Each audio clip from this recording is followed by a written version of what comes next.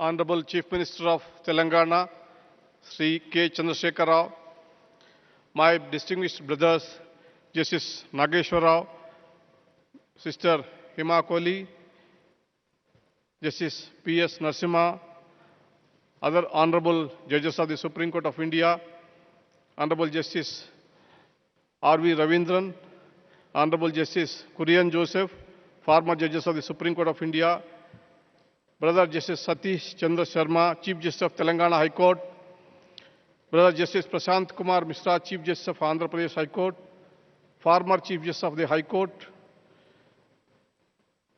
Honorable Minister for Home Muhammad Ali, Honorable Minister for Law and Justice Indrakaran Reddy, Honorable Minister for IT and Industry Sri K.T. Ramarao, Sri Honorable Minister Sri Srinivas Yadav, Mr. Gandhi, local public representative, brother and sister judges of the High Court, Chief Secretary Mr. Somesh Kumar, DGP Mahendra Reddy, senior advocates and advocates in the field of arbitration across the country, representatives of the industry, resource person, Sri Satish Mukherjee, two-time CEO, Nakul Diwan, coordinator IAMC, media friends, other distinguished guests, ladies and gentlemen.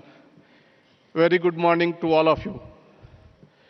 It is my pleasure to be speaking at the curtain raiser for the International Arbitration and Mediation Center at Hyderabad. I am happy to address this gathering of highly successful personalities. You are all wise and have great foresight. With your innovative outlook and hard work, you have become leaders in our respective fields. You have generated employment and wealth. You have dealt with your business successfully. I hope you deal with conflicts with the same success as well.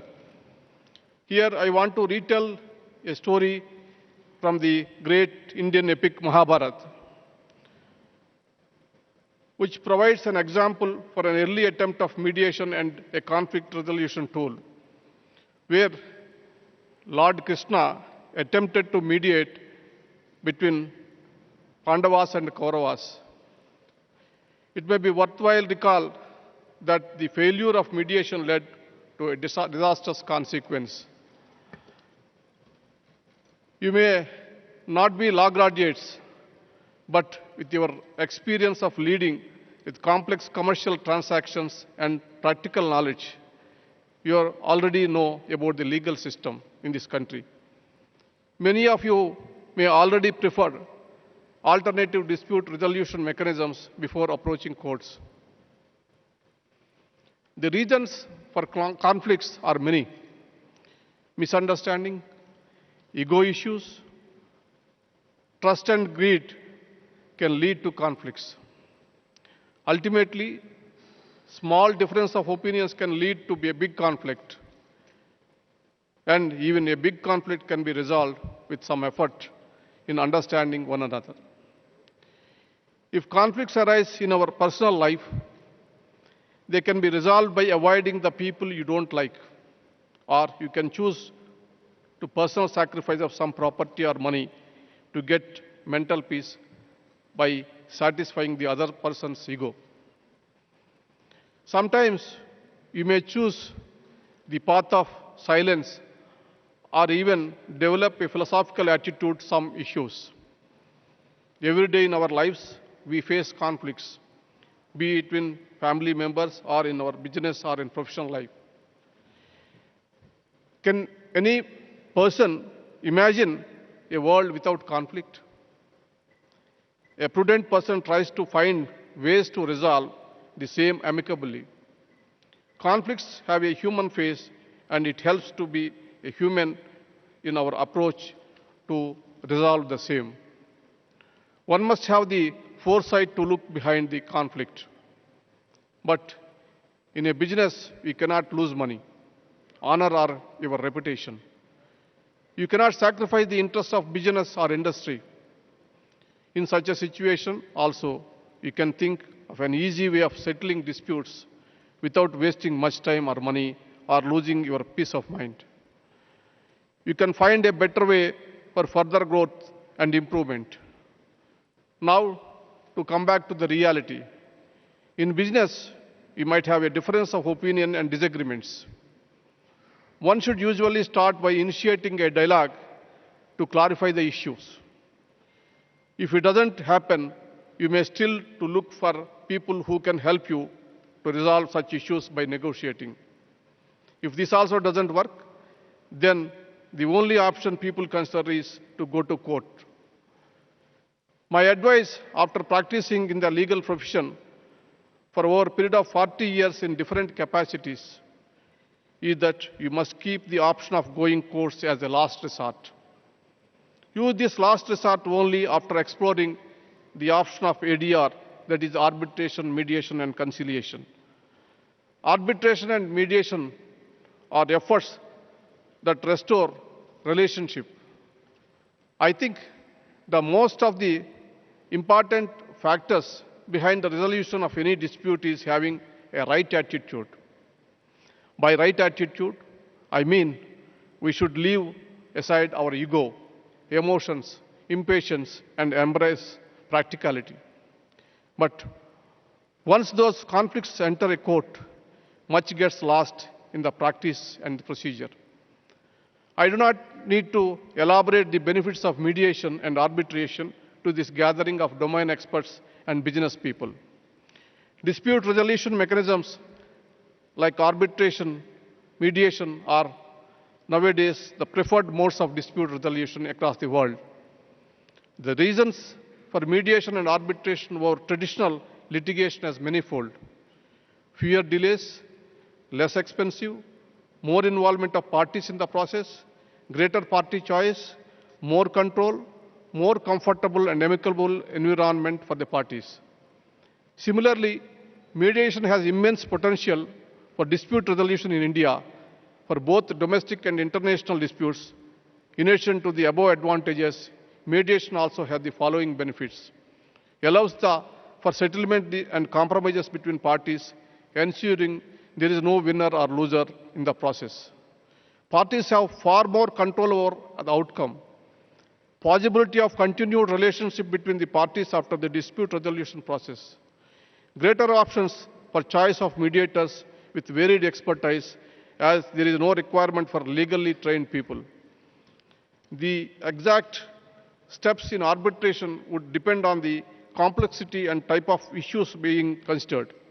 International arbitration centers are present in most commercial city hubs like Paris, Singapore, Hong Kong, London, New York, and Stockholm. Despite the presence of some arbitration centers in India, Indian parties that enter into the commercial arbitration agreements often opt for an arbitration center outside India, incurring huge expenses. The setting up of the International Arbitration and Mediation Center in Hyderabad will change this trend in India. This center is being established with the best infrastructure and the empaneling of internationally acclaimed arbitrators and mediators. In fact, I spoke to the Chief Justice of Singapore, who is the world famous known arbitrator, Justice Menon, also to extend his help, and he promised. Similarly, I spoke some international famous arbitrators in London Arbitration Center also, which they have ready to extend their help and they want to be empaneled in the center.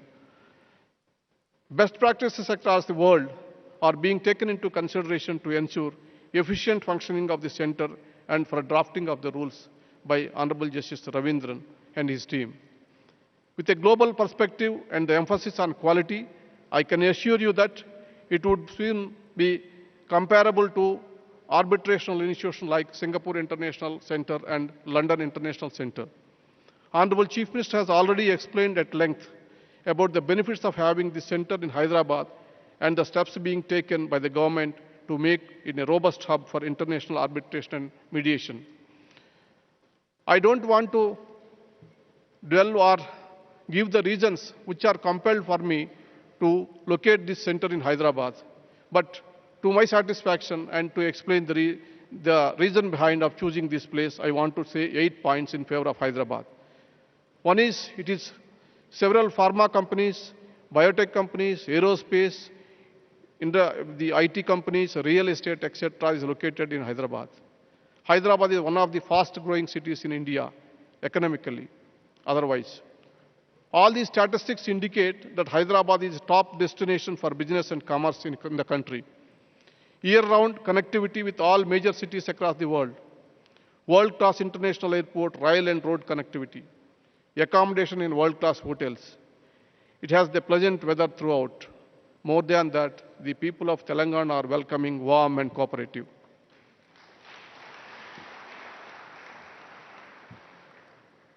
As everyone knows, arbitration can be run in two different manners, either through an ad hoc process or through an institutional process. Both forms of arbitration provides different set of benefits, and these must be considered before a party decides which form of arbitration they wish to pursue. For instance, institutional arbitration has the following benefits: rules and procedures which ensure uniformity and certainty with respect to what to expect. List of internationally renowned arbitrators with specified fields and experience. Administrative assistance by an experienced secretariat. Physical facilities and other support services such as video conferencing, etc. will be provided. The above reasons is why most commercial entities, particularly international companies with bigger clients, are choosing institutional arbitrations. I do not want to discuss, deliberate in detail the benefits which is going to happen. It will be left to the two sessions which is going to be organized by today. Now, nobody can say that there is no need to know law or to understand the legal system. The legal system pervades every part of our lives, be it personal or professional. If you attend these sessions, which are being chaired by eminent brothers and sister judges, I am sure your learning will be immense. The participants in the two sessions are committed individuals who are renowned globally for their knowledge in the subject. This is a great opportunity for all of you. Even though I am the Chief Justice of India and I belong to the country, taking into consideration of several factors which I mentioned earlier, I wanted to contribute in a small way to initiate and establish this center. I am happy that after my initial suggestion and thoughts, Brother Justice Nageshwar Rao suggested that instead of small arbitration center, which I proposed a personal arbitration center by myself, a full-scale international institutional arbitration mediation center would help arbitration and mediation landscape in India at a lot. When I expressed my thoughts to the first time in Hyderabad in June this year, the Chief Minister reacted in a positive manner and has provided all support without any delay.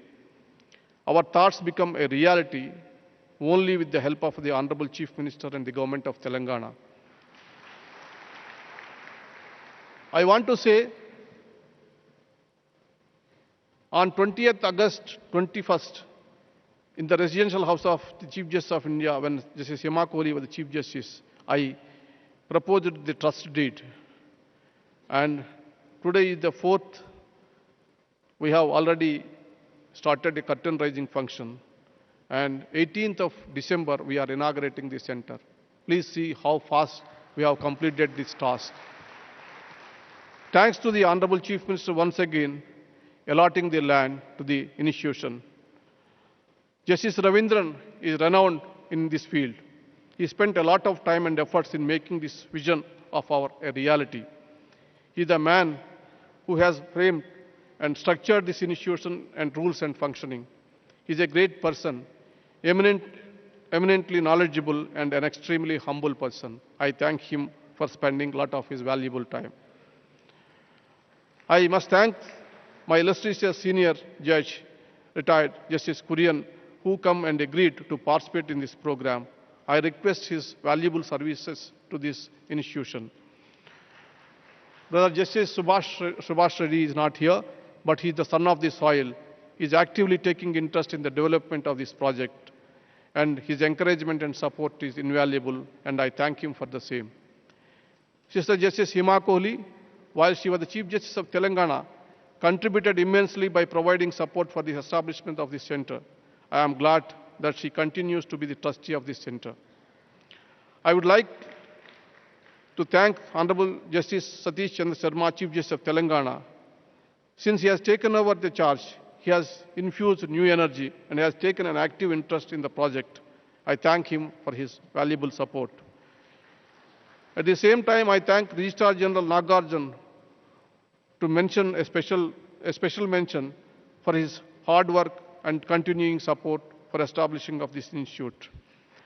I would like sincerely thank to the Minister, Sri K.T. Ramarao, IT Minister, who took a lot of his time and every step supporting this institution. Similarly, the Honorable Minister for Law, Indra Karan Reddy, who supported us all the time, came to Delhi and participated in the proceedings. Now, we are going to hear the eminent people in the sessions. Ultimately, before concluding, I am sure that this center will be a boon to the landscape of arbitration and mediation in this country. The outcome of the process will command respect, there will be sanctity in the process. I hope the conference and the center will be a grand success and it will pave forward India in arbitration and mediation movement in this country. ఈ formal address అయిపోయిన తర్వాత నేను తెలుగువాడిని ఒక్క నిమిషం సేపు తెలుగులో మాట్లాడితే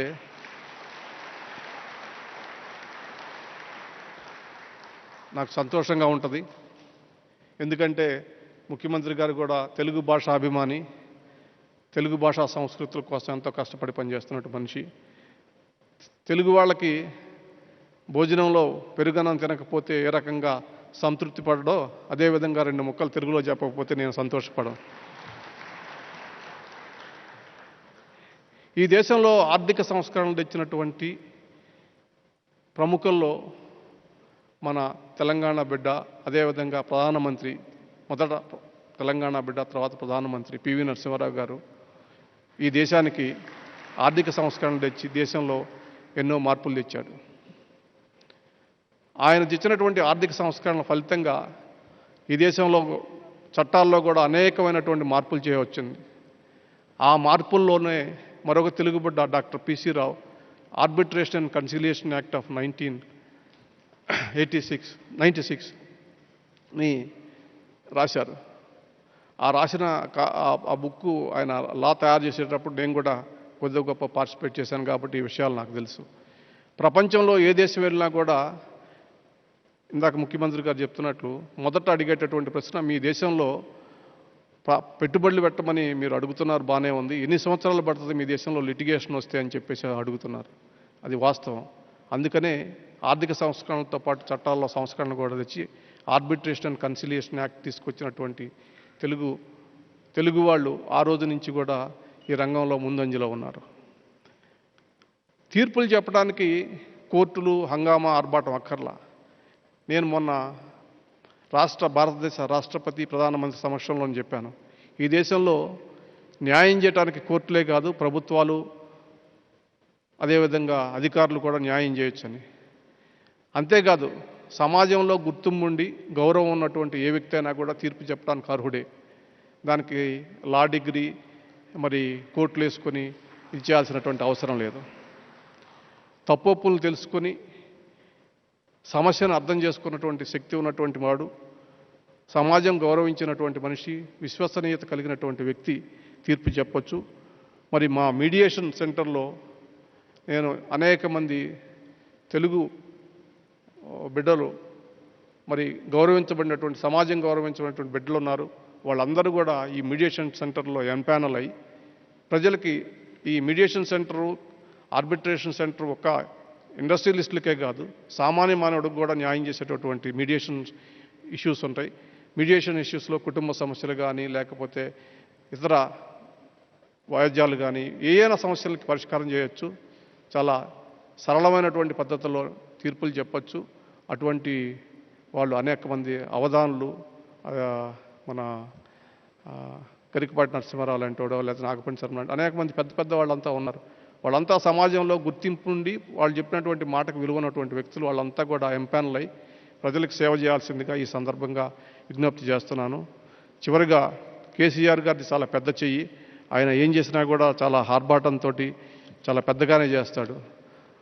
అది మరి ఆయన పెద్దలు ఆయన తీర్చిదిచ్చినటువంటి గురువులు ఆయనకు ఇచ్చినటువంటి వరం అనుకుంటాను.